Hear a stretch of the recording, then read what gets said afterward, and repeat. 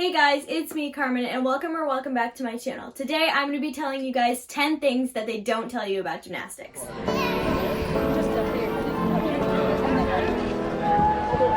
nice! It was way nicer than the other one!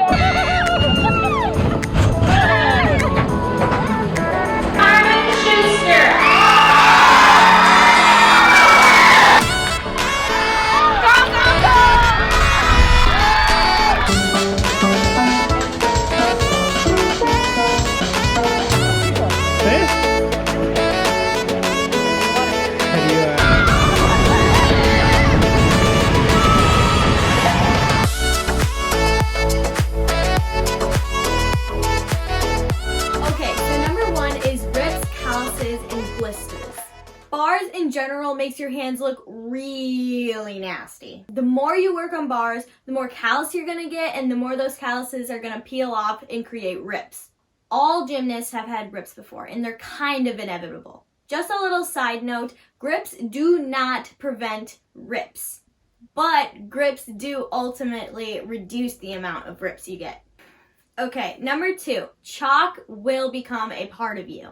This is another bar-related thing. If you don't know what chalk is, typically when you go on bars, you put chalk on your hands before you start going on the apparatus. Eventually, once you start using it more on a daily basis, you start wearing it, eating it, and inhaling it. It even gets in your eyes sometimes, and that really sucks as well. Number 4, there will be injuries. I don't think there's any way that you can prevent getting injuries in gymnastics. When I say injury, I do not mean that you are definitely going to break a bone or anything. I just mean that there is going to be some pain. There is a lot of sprained ankles, sprained wrists, jammed backs, and stuff like that. Number 5, you perform how you practice. I literally cannot stress this enough. If you are always messing around during practice and are super sloppy with the way you perform your skills in practice, that is how you are going to perform at meets. In gymnastics, it's basically a game of muscle memory. For example, if you were super sloppy at practice, you're probably not going to do very good at meets. But if you work hard at practice and you're very sharp with all of your skills, you are more likely to do better at competitions. Number 6, there are some silly deductions that you can get at competition. What I mean by silly deductions are having your nails painted, having a tattoo on your arm, you have to have your hair pulled back super slick so it's not in your way. You normally can't wear any jewelry. And you can also get points taken off if a bra strap or underwear is showing out of your leotard.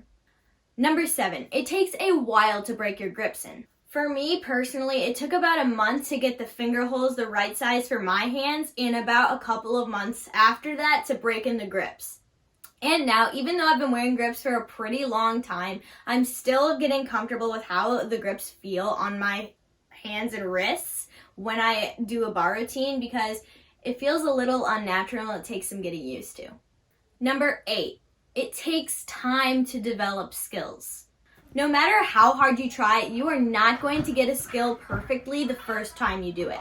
It can also get very frustrating when you get a skill and then lose it, and then get it again and then lose it again until you get it over and over again and then you eventually have the skill. And believe me, that happens. For me as a gymnast, it was really hard for me to accept this because I am such a big perfectionist and I want everything perfect the first time I do it. But that's not how it works in gymnastics. You have to train and condition to become a little bit more familiar with the skill before you can actually say that you have it. Number 9, every gymnast is different. This is another thing that can be hard for gymnasts to accept because you can watch a friend get a hard skill that you've been working on for a very long time and kind of beat yourself up about it. But that is completely okay because we are all different. One individual might be better at vaults and bars while the other individual is better at floor and beam. Just remember that no matter what, you should always keep trying and never give up. And lastly, number 10, and I find this one as probably the most unbelievable.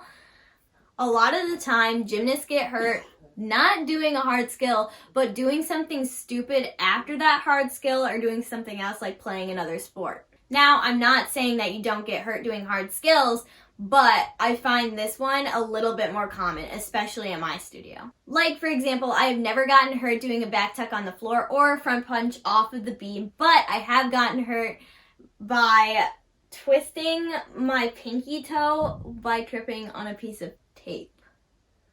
How does that even happen? I have no clue, but it happens. So, like I said before, there is always a chance that you're going to get hurt on a harder skill too. Like, for example, I did 2 back handsprings, and then the second back handspring I landed on my neck.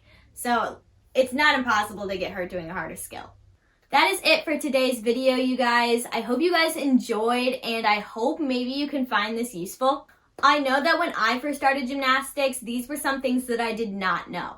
But yeah, please subscribe down below, hit that thumbs up button if you guys enjoyed this video, and click that notifications bell so you never miss a video like this one. I'll see you all in the next video. Bye! Holy.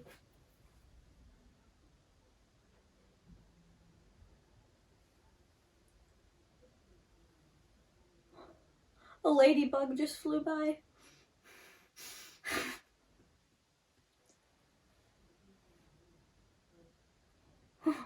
Holy crap, I'm like almost crying. That scared me so bad. Where did it go? Oh my god. Oh my god, my clips broke. No. Like, for example, I have never gotten hurt doing a backhand. Oh, okay, that's not true.